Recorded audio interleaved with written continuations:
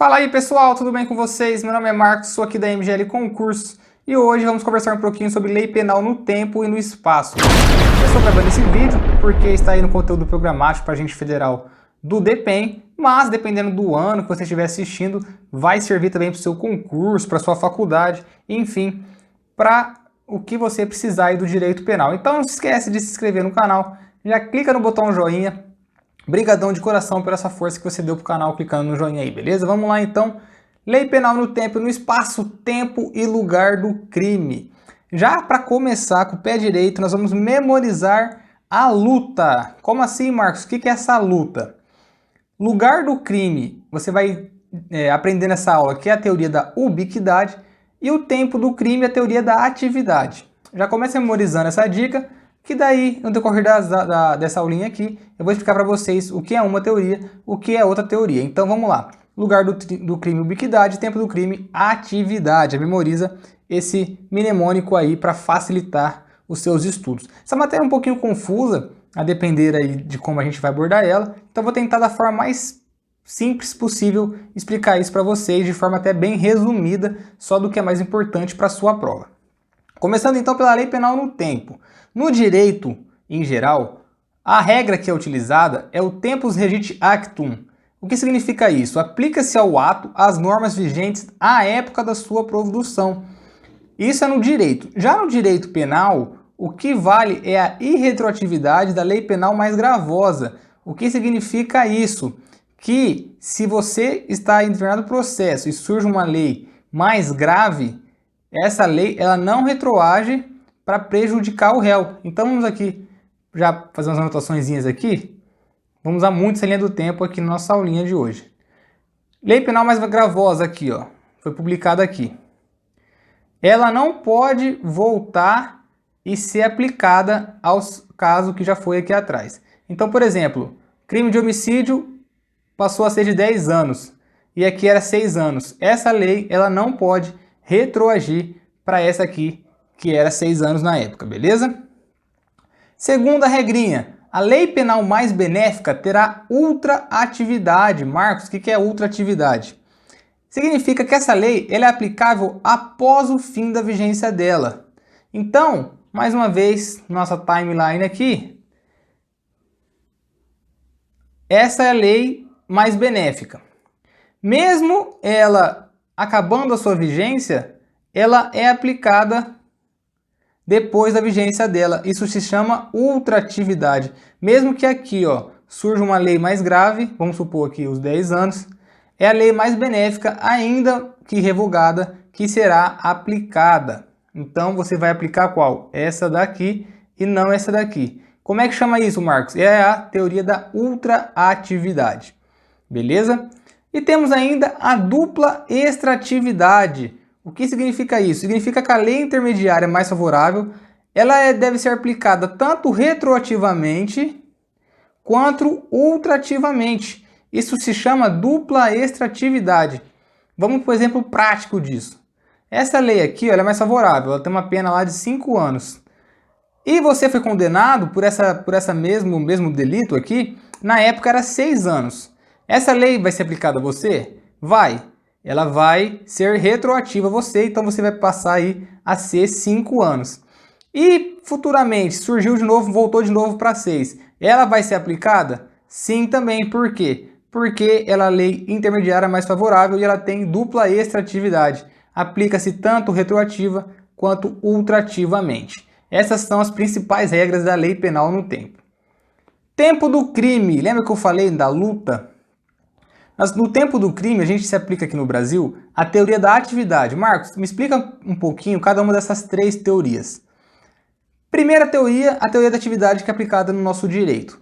Vamos supor um caso, aqui nós temos o Joãozinho, e o Joãozinho, com a sua arminha aqui, ó, atira na Mariazinha.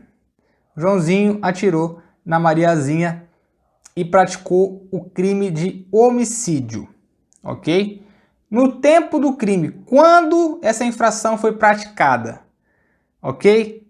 Primeira coisa, teoria da atividade. Quando era a teoria da atividade, significa que a infração foi praticada no momento da atividade, ou seja, que ele disparou o seu revólver, para a teoria da atividade, é quando a infração foi praticada. Então aqui, nesse caso aqui que a gente falou, seria no momento dessa ação do Joãozinho, no disparo da arma de fogo. Já pela teoria do resultado, seria quando a Mariazinha veio a falecer. Aí seria pela teoria do resultado, que é quando ocorreu o ato aí, a morte no caso da Mariazinha. Essa é a teoria do resultado.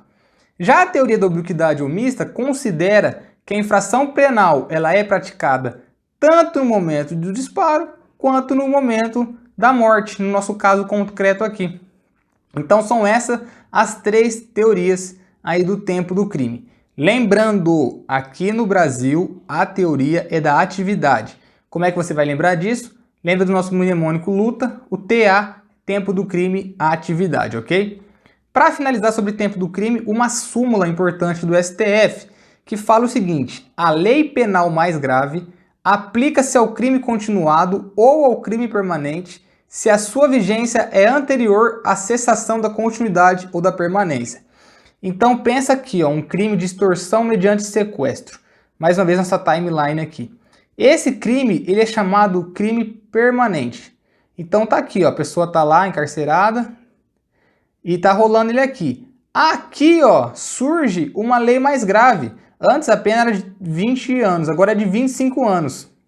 Ok? Para esses delitos, são os continuados ou os permanentes, essa lei, mesmo sendo mais grave, é sim aplicada ao caso concreto, tanto do crime continuado quanto do crime permanente. Então a lei penal mais grave é aplicada, é o que diz a súmula 711 do STF. Beleza, pessoal? Esgotamos o tempo do crime. Vamos passar então para a lei penal no espaço, lugar do crime. No caso, no lugar do crime, também tem as três teorias: atividade, resultado e ubiquidade omissa. São exatamente os mesmos conceitos que eu já trouxe. Lugar do crime, aonde ela foi praticada. Para a teoria da atividade, ela foi praticada no momento da ação ou da omissão. Então, no caso aí, seria no disparo da arma, seria no local que foi disparada essa arma.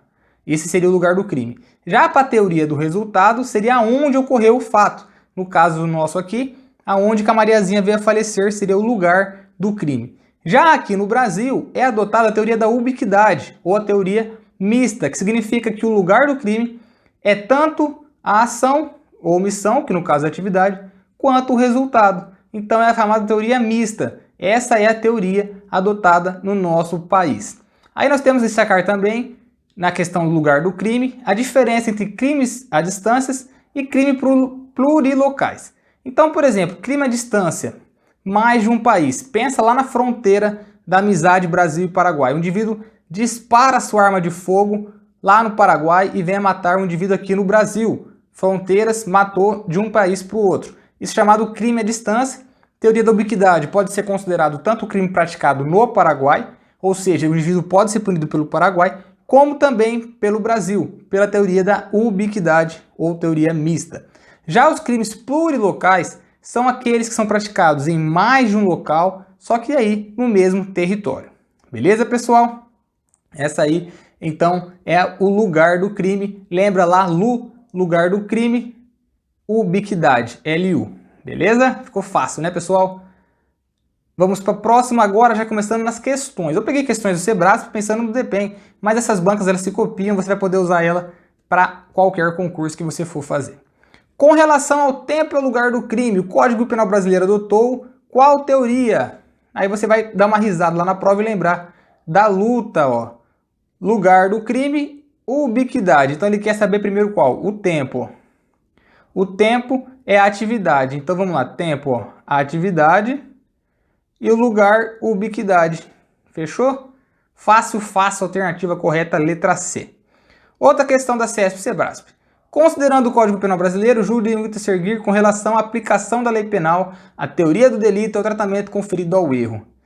Em razão da teoria da ubiquidade, considera-se praticado o crime no lugar onde ocorreu a ação ou omissão, no todo ou em parte, bem como onde se produziu ou deveria ter sido produzido o resultado.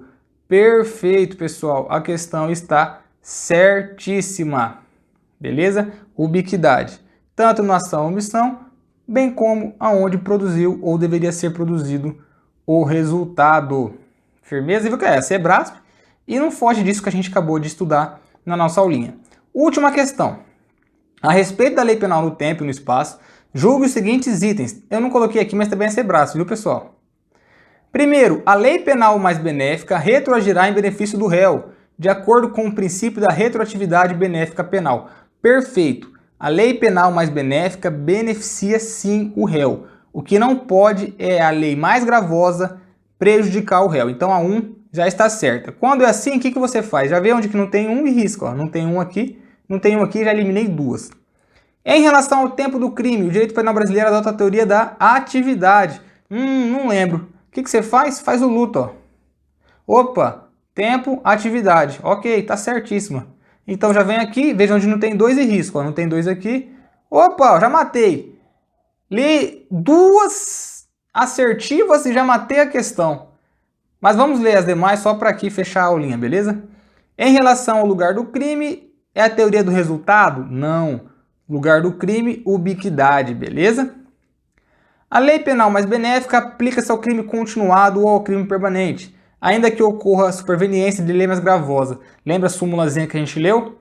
Nessa questão aqui ele pediu, ó, jurisprudência, e no caso o STF diz o quê? Que a mais gravosa é que se aplica. Beleza, pessoal? Se você gostou do vídeo, deixa esse like, dá força pro canal e se inscreve para não perder os demais. Um abraço a todos, fique com Deus e até a próxima.